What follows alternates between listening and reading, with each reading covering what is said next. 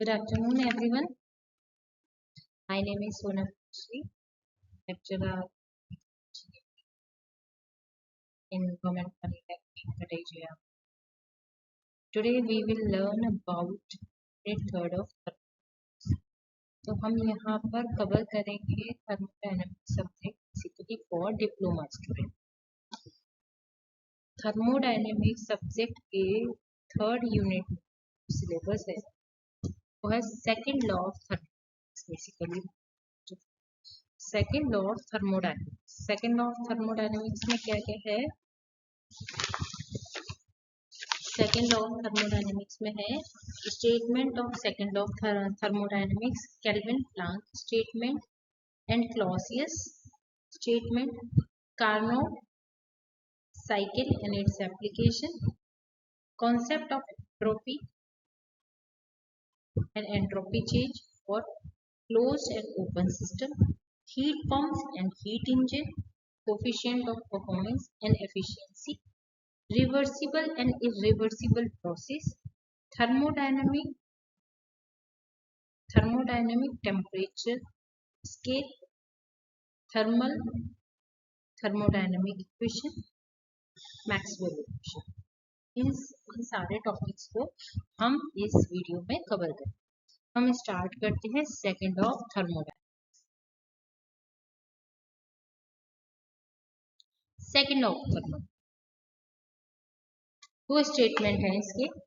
एक हमारे साइंटिस्ट थे केल्विन प्लैंक जिन्होंने स्टेट किया, और दूसरे थे हमारे क्लॉसियस स्टेटमेंट। ये दोनों ने ही एंट्रोपी की बात की सेकेंड लॉ ऑफ थर्मोडायनेमिक्स में। केल्विन प्लैंक का स्टेटमेंट ये था कि हमारी एनर्जी जो हीट है, ठीक है, ऐसी कोई डिवाइस अभी तक बनी है जो हीट को पूरा पूरा वर्क में कन्वर्ट कर सके। ठीक है, केल्विन प्लैंक स्टेटमेंट क्या है? कोई डिवाइस नहीं बनी है। It is impossible for any device operating in a cycle to receive heat from a single reservoir and produce a net amount of work। अभी तक ऐसी कोई डिवाइस नहीं है जिससे हम पूरी की पूरी हीट को वर्क में कन्वर्ट कर सकें। ठीक है, ये था स्टेटमेंट केल्विन प्लैंक। देखिए, no heat engine can be 100% एफिशिएंट। Some heats must be rejected to surrounding, मतलब कि कुछ ना कुछ हीट हमारी सराउंडिंग में रिजेक्ट होती ही है। Fundamental limit on thermal energy conservation. ठीक, एक अब दूसरे साइंटिस्ट हैं, उन्होंने क्या किया कि ऐसी कोई डिवाइस नहीं है जो हमारा लो टेम्परेचर से हाई टेम्परेचर पे हीट का ट्रांसफर कर सके। It is impossible to construct a device operating in a cycle that transfer heat from cooler to hotter body without external force, बिना किसी एक्सटर्नल फोर्स के। ठीक है, केल्विन ने क्या कहा कि ऐसी कोई डिवाइस नहीं बनी है कि बिना किसी एक्सटर्नल फोर्स के कूलर से वाटर की तरफ हमारा हीट का ट्रांसफर हो सके। ऑलवेज कैसे हीट का ट्रांसफर होता है? High temperature to low temperature naturally. Heat flows naturally from hot to cold. Refrigeration requires external work input for operation. Refrigeration क्या करता है? हमारे रूम ठंडा करता है और रूम से ही हमारा हीट का ट्रांसफर होता है, मतलब ठंडी जगह से गर्म जगह पे हीट का ट्रांसफर होता है। मतलब ये क्लॉसियस को क्या कर रहा है? डिनाई कर रहा है, बट इसमें एक्सटर्नल फोर्स लगाया जाता है जो कंप्रेसर करता है। ठीक है, ऐसे ही सेम रेफ्रिजरेटर्स जो होते हैं वो भी सेम ही वर्क करते हैं, पर विदाउट एक्सटर्नल फोर्स और external work we can't achieve this thing. ठीक है, define direction of spontaneous heat transfer.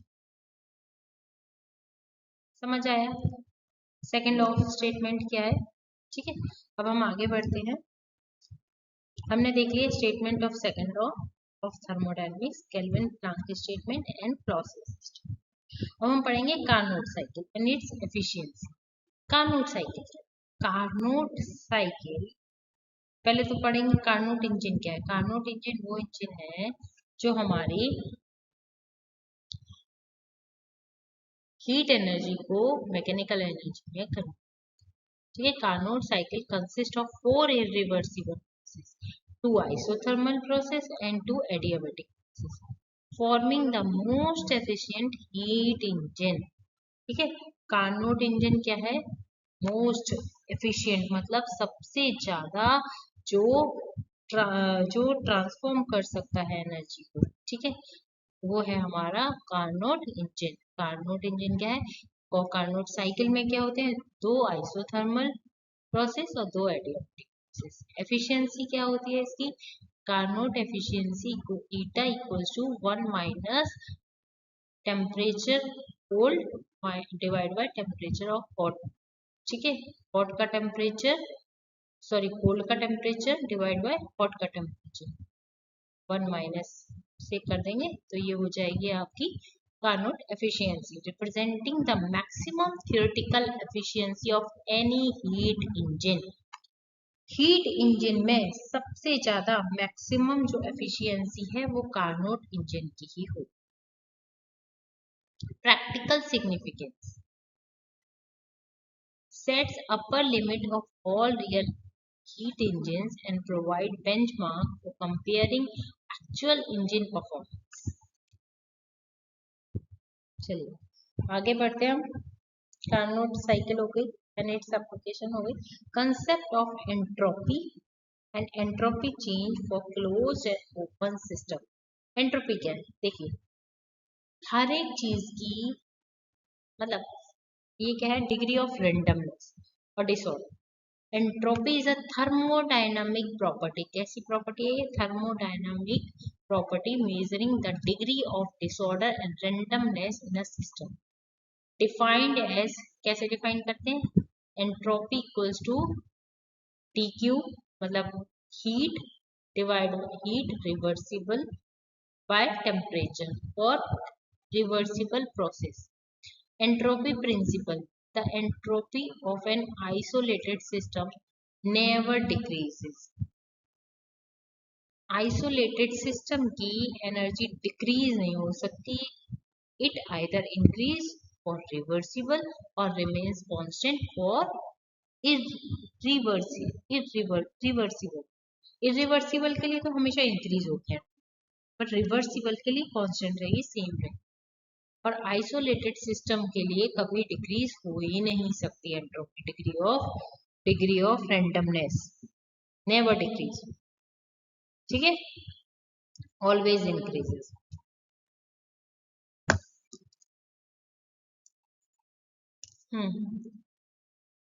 Entropy change analysis for close system and open system, और बाद में हम उसकी application. Entropy change in entropy equals to change in heat divide by temperature plus generation, entropy generation for any system और any system. S generation equals to और greater than 0 होगा always. Reversible process के लिए 0 और irreversible process के लिए greater. Irreversible process की हमारा ए से बी बना और बी से फिर से ए बन जाए, that is are irreversible process. और रिवर्सिबल, सॉरी, ए से बी बने पर बी से ए ना बने, ये हो गया हमारा इरिवर्सिबल, जो रिवर्स ना हो। रिवर्सिबल ए से बी बन जाए, बी से ए रिवर्सिबल। इसमें जो डिग्री ऑफ रैंडमनेस है वो क्या होती है? 0। Generation, entropy generation. ठीक है, फॉर ओपन सिस्टम के लिए, क्योंकि हमारा ओपन सिस्टम में क्या होता है? मास भी कंसीडर होता है, इसलिए हम डेल्टा एस जो चेंज इन एंट्रोपी है वो क्या लेंगे हम? तो summation of mass in into S in minus summation of am out into S out. मतलब कि जो सारा का सारा मास सिस्टम में एंटर हो रहा है इनटू उसकी एंट्रोपी माइनस जितना मास आउट हो रहा है इनटू उसकी एंट्रोपी। ठीक है, ये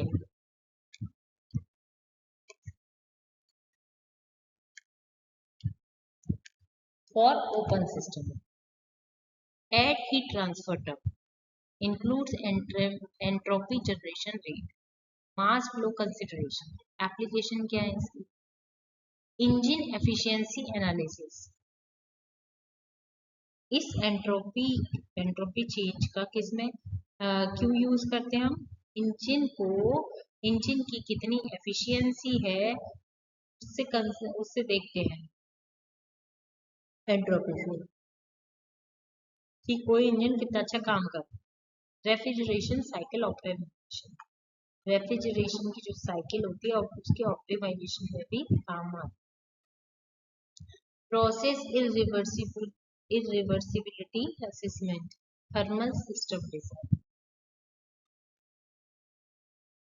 आगे बढ़ते हैं हम। थर्मल मशीन्स एनालिसिस, जैसे heat engine, heat pump, refrigeration. ठीक है, इसमें हम कोफिशिएंट ऑफ परफॉर्मेंस पढ़ेंगे और एफिशिएंसी। कोफिशिएंट ऑफ परफॉर्मेंस और एफिशिएंसी। ठीक है, हीट इंजन क्या होता है कि जो थर्मल एनर्जी को कन्वर्ट करते हैं मैकेनिकल वर्क। हीट इंजन क्या होता है? थर्मल एनर्जी को कन्वर्ट करते हैं मैकेनिकल वर्क में। और हीट पंप क्या होता है? जो ट्रांसफर करे हीट का फ्रॉम कोल्ड टू हॉट, मतलब हॉट को और हॉट बनाना। ठीक है, हमारी हीट का ट्रांसफर कहाँ हो रहा है? कोल्ड टू हॉट, हॉट और हॉट बन रहा है। क्या हीट पंप? रेफ्रिजरेशन क्या? Remove heat from cold space, मतलब कोल्ड को और कोल्ड बनाना, कोल्ड को और कोल्ड बनाना। क्या है? रेफ्रिजरेटर्स। ठीक है, हीट को हीटेड करना हीट पंप, कूल को और कूल करना रेफ्रिजरेटर। ठीक है, एफिशिएंसी क्या हो जाएगी इसमें? एफिशिएंसी इसकी क्या हो जाएगी? डब्ल्यू नेट, जितना वर्क डन हुआ है, डिवाइड बाय क्यू इनपुट, जितनी एनर्जी का हमने सप्लाई किया है। तो 1 माइनस, मतलब डब्ल्यू नेट हो जाएगा हमारा क्यू आउट माइनस और Q in minus Q out divide by Q in, तो इक्वल्स टू हो गया 1 minus Q out by Q in. Transfer of heat from cold to hot reservoir with heat pump. COP क्या होगा heat pump का? Q heated body का heated reservoir की energy divide by net work done. ठीक है, ऐसे ही refrigerator के लिए सीओपी क्या हो जाएगा? Energy of cold reservoir divide by W net. ठीक है, प्रोसेस क्लासिफिकेशन फ्रेमवर्क। प्रोसेस कितने होते हैं? जैसे रिवर्सिबल प्रोसेस, इरिवर्सिबल प्रोसेस। ठीक है, रिवर्सिबल प्रोसेस, इरिवर्सिबल। ठीक है, रिवर्सिबल प्रोसेस जो होते हैं वो मैक्सिमम एफिशिएंसी देते हैं, रिवर्सिबल। और इरिवर्सिबल प्रोसेस, इरिवर्सिबल में क्या होती है? एंट्रोपी जनरेशन होती है। ठीक है, जो रिवर्सिबल होते हैं मोस्टली आइडियल होते हैं और इरिवर्सिबल होते हैं वो रियल होते हैं। Reversible process, ideal processes that can be reversed without leaving any trace on surrounding, maximum work extraction। Real process with friction, finite temperature difference and entropy generation in system। Real system जो होते हैं जिसमें friction लगेगा, temperature difference होगा, ठीक है, वो क्या होंगे? इरिवर्सिबल। फॉर एग्जाम्पल क्या हो गया? Heat transfer with finite temperature difference, throttling, mixing, combustion and all natural process. जो जनरली जो नेचुरल प्रोसेसेस होते हैं वो रिवर्सिबल प्रोसेस के अंदर आते हैं। और जो इनफाइनाइटली स्लोअर, क्वासी स्टैटिक और नो फ्रिक्शन वाले जितने भी प्रोसेस होते हैं किसके अंदर आते हैं? Reversible process. Reversible process, reversible में क्या होती है? मैक्सिमम ठीक है। अब हम देखेंगे thermodynamic temperature scale. Thermodynamic temperature scale. Absolute scale based on Carnot cycle efficiency independent of working substance properties. Kelvin scale with absolute zero at 0 Kelvin corresponding minus 273.17. Absolute scale क्या होता है? Zero Kelvin means minus 273.15 degree centigrade. ठीक है। Practical application क्या होता है? Provide universal temperature reference essential for entropy calculation.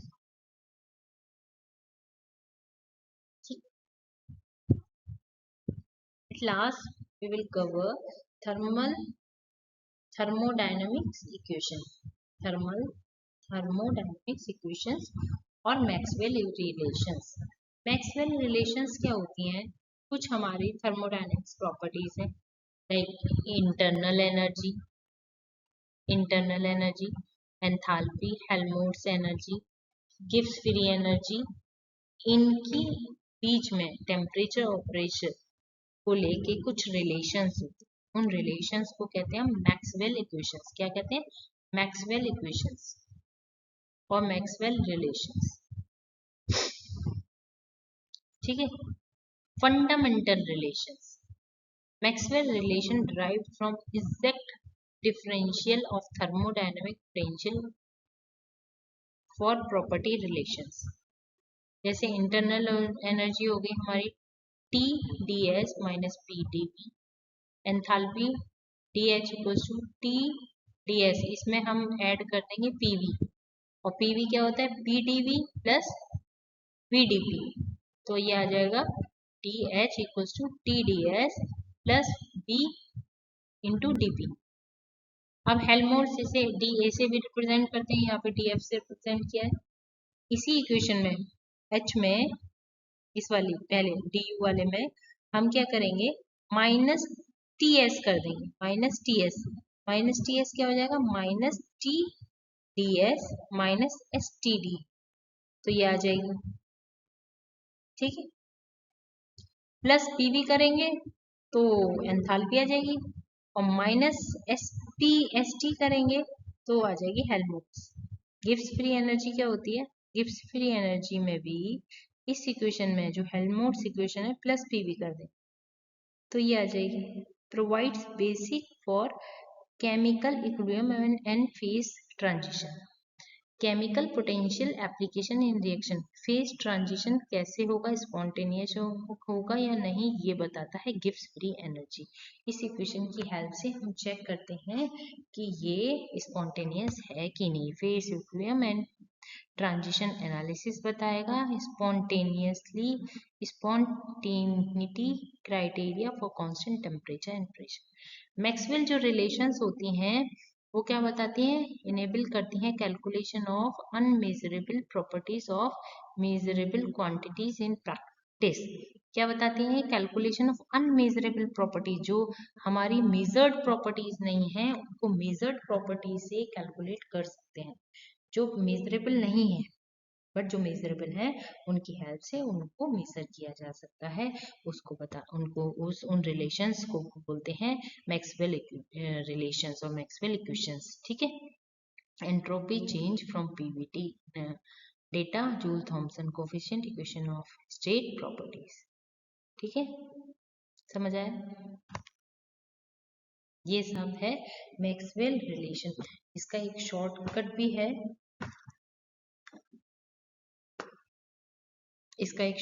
है, देखिए टी टीवी टीपी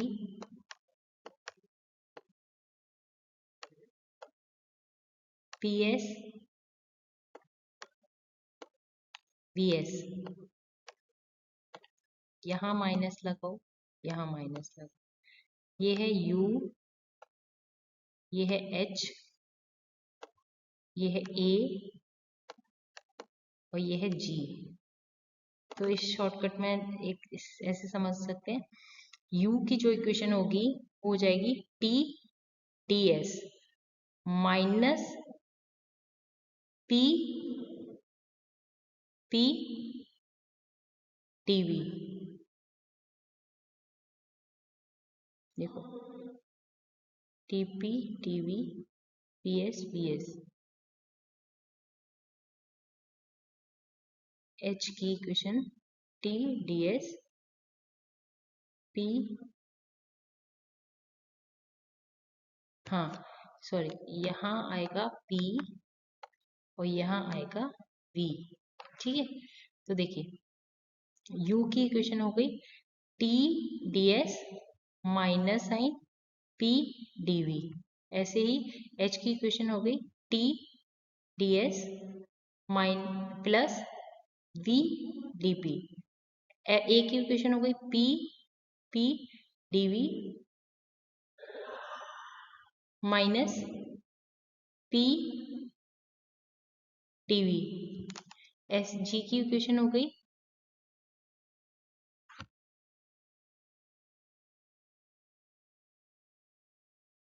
ये G है और ये A है। ठीक है, A की इक्वेशन हो गई V T dV minus S dt। G की हो गई S dt plus P dV। ठीक है, ऐसे हम बना सकते हैं। चलिए इसी के साथ हम इस लेक्चर को समाप्त करते हैं। कोई भी कंफ्यूजन प्रॉब्लम हो आप कमेंट्स में पूछ सकते हैं। Thank you.